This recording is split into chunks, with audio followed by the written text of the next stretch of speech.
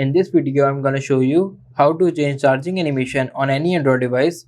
Open the Play Store, search here, flashing charging. Simply open this one application, tap on install. This application is installed in my device. Now simply tap on open, tap on agree and continue, tap on charging animation. Here you get multiple charging animation. For example, I am selecting this one. Tap on tick. Now allow the required permissions. Simply scroll down. Tap on flashing charging animation application. Allow the access by tapping on this toggle. Now go back. Tap on OK. Go back.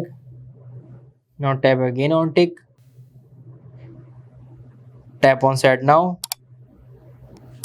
It is set successfully. Now let's check it out.